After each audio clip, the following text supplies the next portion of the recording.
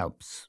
Now, last week we learned that John Gilligan, once the most notorious gangster in Ireland and indeed the most feared in Ireland, had been arrested again, apprehended in Spain, where he is now in prison awaiting a trial. The latest scams he's been involved in.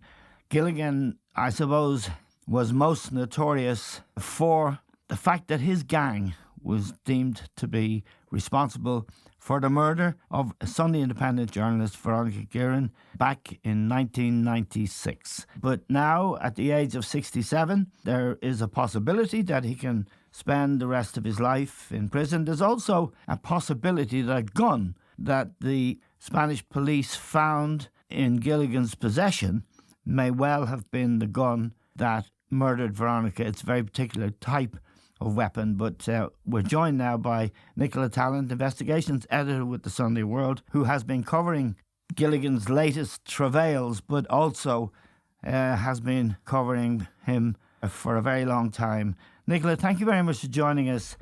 John Gilligan, a notorious figure, a name that resonates with everyone in the country. There was another gangster, the General, who was murdered, I think, by the IRA in the 90s.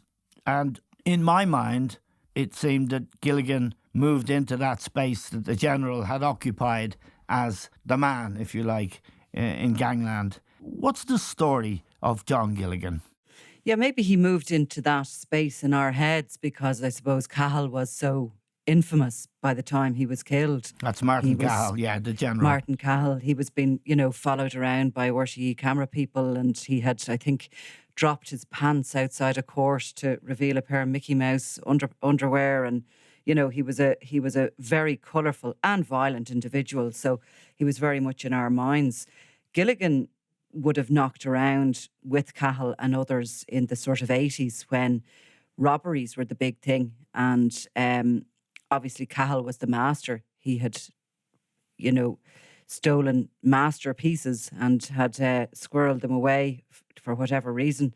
One of them eventually, I think, got him killed, with his dealings with the IRA, etc. But Gilligan started out life in Ballyfermot, born into a big family, followed his father into the merchant, to be a merchant seaman, and as a teenager, he started out really with that, with a proper career path. But he was a robber. He was involved in stealing stolen goods. He got he was dismissed actually from the merchant navy. He was dismissed from that. He got a nickname Factory John because he sort of became very good at stealing from industrial estates around Dublin and selling on whatever he could get his hands on. Yes. Particularly nasty little character even from the beginning. He's very, very small, Gilligan. He's regularly referred to in the media as a pint-sized thug. And that is pretty apt, actually. Yes. I met up with him of late. I don't consider myself terribly tall, but he was just above he was between my shoulder, I think, and my elbow. Maybe that's exaggerating things, but he is a diminutive character who makes up for it in personality and aggression. Yes. Now, he came to national attention after Veronica's murder and the trials involving members of his gang. Can you tell us, Gilligan was not charged with her murder as far as I remember, but he received a heavy sentence for dealing cannabis. When did he, if you like, make the transition from, being Factory John to being a drug operative? So he as Factory John, he came a cropper a few times with the law, as you can imagine. He was caught receiving stolen goods, and he was convicted, or he was charged on burglary charges and all the rest of it. He ended up basically in prison around the mid-1990s and early 1990s, I suppose. He's in prison. And while he's in there, he is approached, and it's suggested to him that maybe really the drugs market is the way forward. There was a lot of criminals thinking that way around that time. The 70s and 80s had been a time of kidnappings and armed robberies. They were high Yes. risk. You had a good chance of getting caught, but all for obviously an amount of money, but nothing compared to the money that was being made in drugs. And it was suggested to Gilligan that, cannabis was the way forward. It was freely available in Amsterdam at the time. With the right connections, you could buy it, ship it into the country, and very quickly make money. So he jumped at the opportunity along with his business partner and pal, John Traynor, and they set up a cannabis smuggling ring. And that's really what brought him to the attention of Veronica Guerin. She was a journalist at the time working in the Sunday Independent, covering crime stories and covering them in a different way. She was really trying to get up close and personal with the individuals that were, at the very top of organised crime. And Traynor, who was a close associate of Gilligan's, Veronica had written extensively about Traynor, and I think Traynor was one of her sources as well. For sure, that was something we sort of found out later, I suppose, after her tragic murder, that Yes. Traynor was feeding her information and was regularly meeting her and was one of her sources. And look, to be honest with you, you always need to write about crime, you need varieties of sources. You need trusted sources, official, and you also need underworld sources. So I can totally understand Yes. why she was talking to him. You always have to weigh up the information they give you, but nonetheless, it's the absolute first piece of information coming from that world is from somebody within it. She started writing about Gilligan, and Gilligan, not only came to her attention because he got involved in drug dealing, but very quickly started spending money like, like it was going out of fashion. He bought up a equestrian centre in Jessbrook in Enfield in County Kildare, and he and his wife, Geraldine, had decided they were going to turn it into a worldwide facility. They wanted to be the lord and lady of the manor down there. They were buying holidays and bringing all the associates with them. Places like Sandy Lane in Barbados, where really guys like Gilligan, who'd been brought up and criminals, this Yeah. it was extraordinary that they were going to these places. Obviously, we had no criminal assets bureau in the country at the time, so they could spend their money freely, or certainly felt they could. And Gilligan really became somebody to watch. And I think I remember Veronica doorstepped him in Jessbrook, the equestrian centre, I think. Yes, she at the house. So there was the equestrian centre was on one part of that property, and there was a bungalow on another part, which was accessed through a very long driveway that you couldn't see from the road. It was always difficult when we were down trying to ascertain who was still in it over the years, but you couldn't see the property from the road at all, nor from any of the surrounding roads. So to actually get to it, you'd have had to go up the driveway into the house, and there you were on the property and alone. And she went up on her own one day, and he beat her up and he threatened her. She continued with her work, and as we all know, that ended very tragically when she was shot dead on the Naas Road in 1996. Yes. And that changed everything for Gilligan. Gilligan had, his gang had conducted the murder, the guards believed, and he had ordered it. He went to the UK, removed money from the country, and was eventually caught there and put into Belmarsh prison, where he was extradited back to Ireland. His gang were brought before the Special Criminal Court, where they were charged, some of them with murder and others with drug dealing offences. So actually that was my first interaction with Gilligan, I have to say. I was a young reporter back then. Yes. And I was covering the trials. They were big news. The murder of Veronica, for anybody who doesn't remember it, was absolutely enormous. Yes, it was. It was an enormous shock to people in the country, to journalists, of course, and her colleagues, but also to people who were readers of the Sunday Independent, just people in general, that a woman, a journalist, could be murdered in cold blood at 1:00 in the afternoon on the Naas Road was absolutely an escalation, if you like, of gangster violence in this country, the like of which we'd never seen. That was it. And really it was a challenge to the state by organised Yes. crime. That was wider than the people who knew her personally, who worked with her or who read her stories. This was somebody who was, a journalist, a pillar of the state, I suppose. And, Yes. and this criminal gang believed that they could silence her and silence free speech. So everything changed draconian legislation was brought in, which maybe wouldn't have been passed in another time, but that brought in the Criminal Assets Bureau. Criminals ran for the hills. Everybody hated Gilligan after that, from, the Yes. normal people to his criminal associates. They couldn't believe what he'd done, because he literally brought a tsunami down upon everybody. Yes. Gilligan was brought back, as I said, and he was brought into the Special Criminal Court, and that was on Green Street at the time. And I recall going down, and I mean, it really was what got me into crime journalism, to be honest with you. I was going down to cover it. There was snipers on the roof of the building. There was state witnesses who had been members of his gang, but who had agreed to give evidence against him. Yes. And they were under massive threat, so they were being brought to the court under armed guard. We all had to have our bags searched and ourselves searched, and went through airport-like security to get into the courtroom. And in there, Gilligan was sat with this absolute theatre going on around him, and he still had that arrogance, that smugness. I remember in particular, he used to look around and try and pick out, I suppose, the young female reporters, which was exactly what I was. Yes. And he'd smirk and wink and, make kissing sort of faces over at us, and in the hopes that we'd be scared, intimidated by him, and look away. And when you think of that, when he's standing there, for the reason he is, because he has murdered a young female journalist, it makes it all the more sinister. Yes. And that's the kind of character he was, and always was. He wasn't convicted of murdering Veronica, but he was jailed for a long, long time for drug offences. And 20 odd years from memory, I think maybe it was less than that, but it was a very long sentence nonetheless.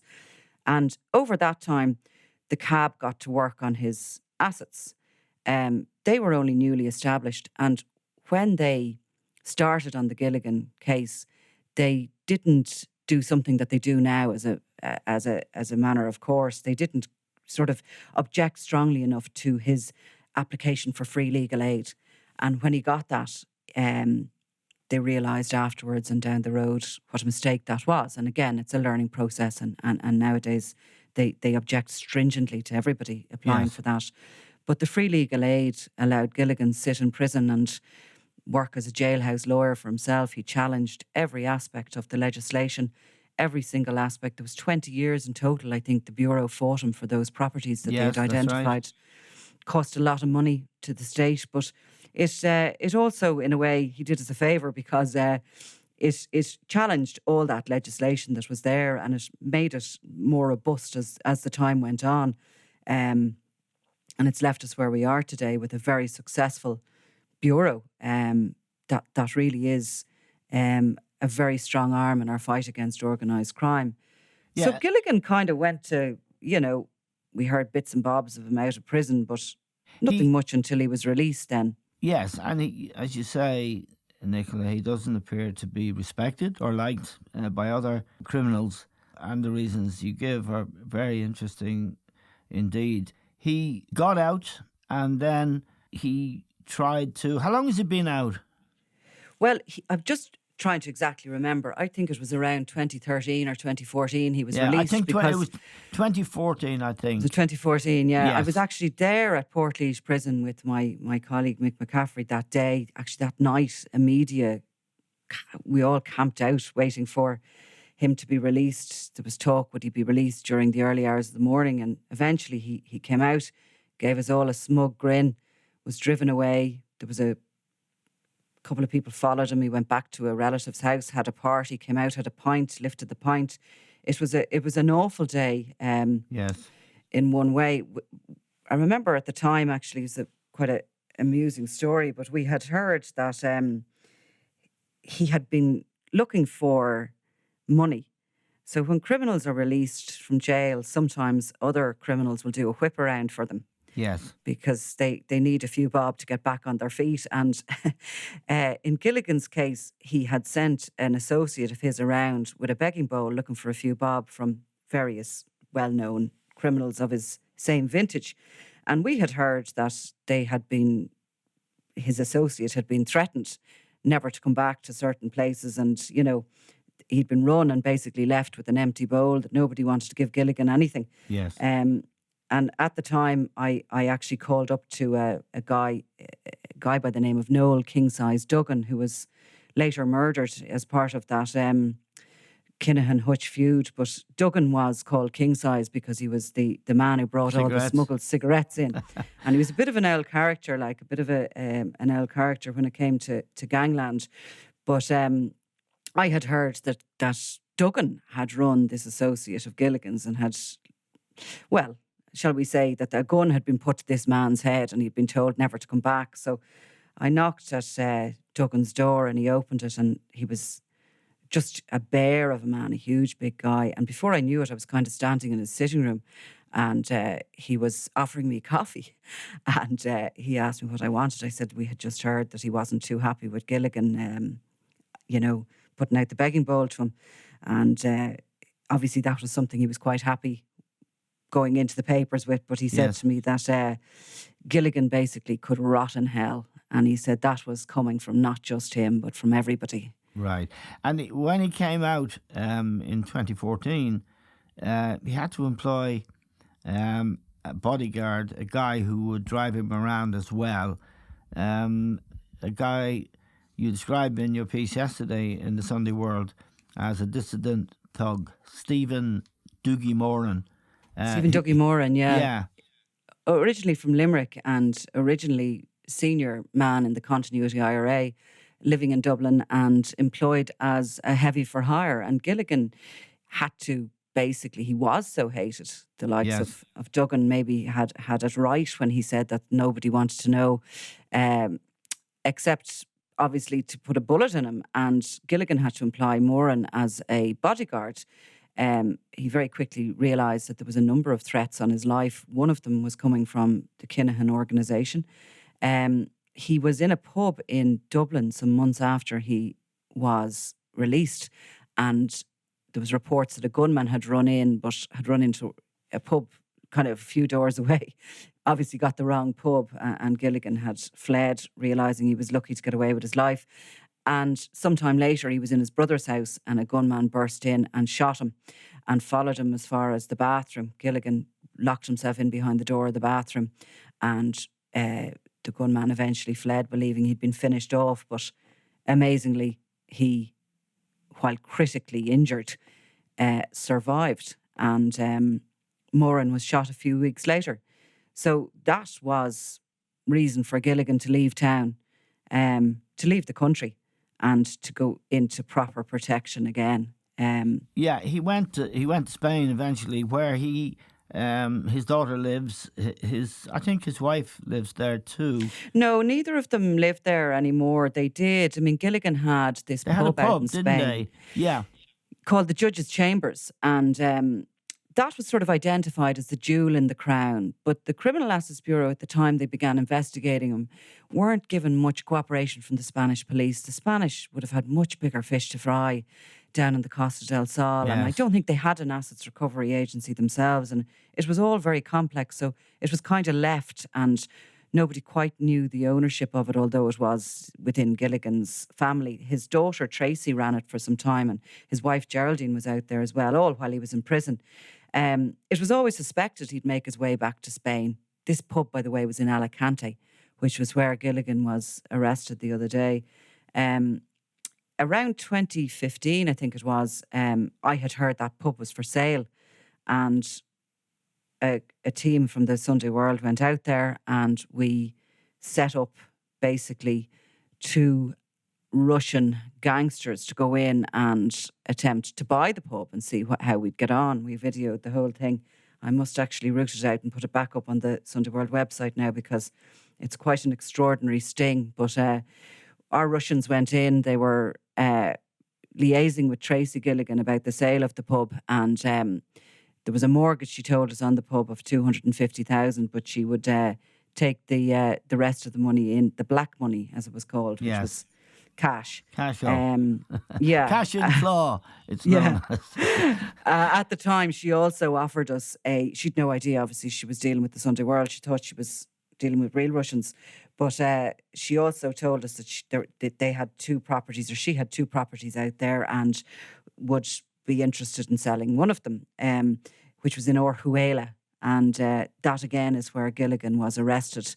The other day, I understand that the ownership of that property he was in will now be investigated, with liaison between the guards from Spain and Ireland. Yes, he's 67 now, but he's found love again with an English woman. Yes, he has. There is a lid for every pot, as they say, Eamon. I never heard that before. Did you not? No, I didn't. But it's very good. It's quite a good one, isn't it? Yeah. It'll keep me going.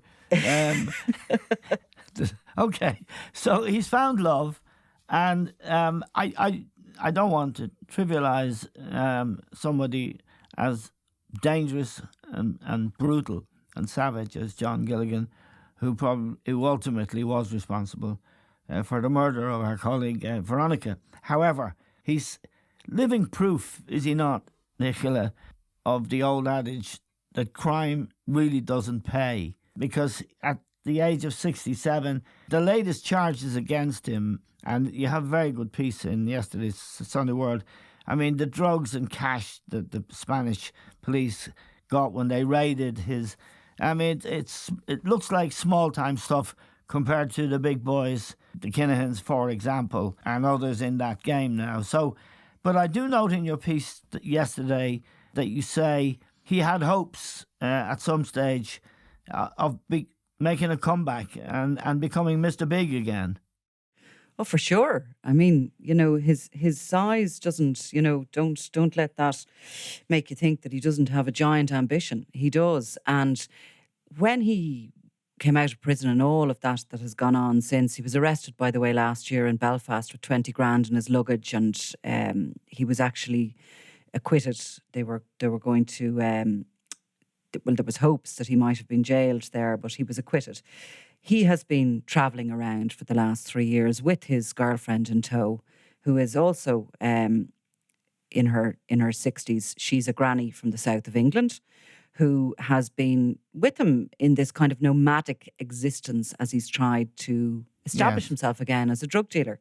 And at one point they were living in the southeast of Ireland in a caravan park, a holiday caravan park. They have been moving from properties to properties because, look, he's still always a target, Gilligan. He is the most hated man, I would say, in the underworld. But nonetheless, these Zimmos that he was attempting to sell are little tablets, sleeping tablets, that are bought by drug users on the streets. They're real street drugs, often bought by heroin users when they're coming down, and as little stopgaps for heavy addicted users. He was also sending marijuana back in the post to both Ireland and the south of England. And listen, in 1994, when he got into the drugs game, within 2 years, Gilligan had made an estimated 20 million. Incredible. Right? Yes. So who the hell is going to say that he couldn't have done that again? Of course he could. Because as soon as you start making profits and you reinvest, once you have money to invest, you can make any God's amount of money in that business. And Gilligan, age or his past history, he is a very, very egomaniacal, violent guy who thinks that he can muscle his way into any situation. I know he was hated out in Spain, and he had come a cropper with some Spanish drug gangs out there. He'd issued threats. He's hated everywhere he's been. He is still capable, by the way, of whether that gun that was discovered on his premises in Alicante is or is not the murder weapon used in the Veronica Guerin murder. I have to say there's a divide there. The Spanish police believe it's probable that it is, because it's a gun that, it's not like a Glock or a Smith & Wesson. No, it's a rare gun, isn't it? It's a Colt Python, they call it. Yes. And one officer in Spain has said that he has only seen a similar gun twice in his career of 20 years. Back in Ireland, the guards don't believe that Gilligan could possibly have held onto it for this long. And, it's so incriminating if it is the gun used. Now, at the same time, it's 2020. And I think a lot of us are of the belief that anything could happen, but Yes. nonetheless, it will be very, very, very extraordinary if he's held on to that weapon. But the forensics are going to be, the ballistics are going to be sent out to Spain, and it'll be checked over the coming weeks to see. Now, he's in prison. He's awaiting trial. He could spend some time in jail. And so for him in particular, there's no happy ending. Yeah, I mean, there was video released from the Police Nacional in Spain last week, and anybody who hasn't seen it should have a look at it. I have it on, constant on my phone. I'll get over it now soon. I was just really quite pleased to see it. But Gilligan is pretty much caught red-handed in it. I mean, he's on a property, arrested in the property with drugs and a gun found in the yard. Now, the gun obviously isn't in the property. I don't know how the law works there in Spain. But nonetheless, and he has been under surveillance for a long time by Spanish police. This is an investigation that has been run by Spanish, Irish and the NCA in the UK. So they have been tapping his phone and they've been watching him, and they have what I believe to be good evidence that he's been running a drug gang from there. So I think he's a bit goosed one way or another. Whether the gun can be linked back to the Guerin murder or not, the Spanish seem to have him where they want him. 6 people were arrested in total, and he is the only one that remains in custody. Okay, Nicola, thank you very much indeed for telling us the story of John Gilligan. We're very grateful. Nicola is the investigations editor of Sunday World, of course, and she's the author of a brilliant book, which I've been reading. It's called The Witness, and it really is, it's a true story of somebody who went into the witness protection program, a young man who got involved with gangsters, was a victim, went into the witness protection program, and has had the most extraordinary journey in his life. Nicola has written it. It's absolutely brilliant, and we would suggest that if you want to buy it from an Irish bookshop doing click and collect. It's there. It's a bestseller.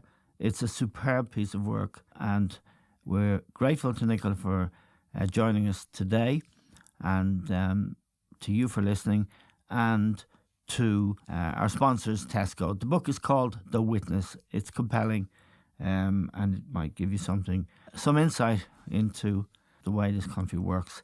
Thanks for listening. We'll talk to you soon.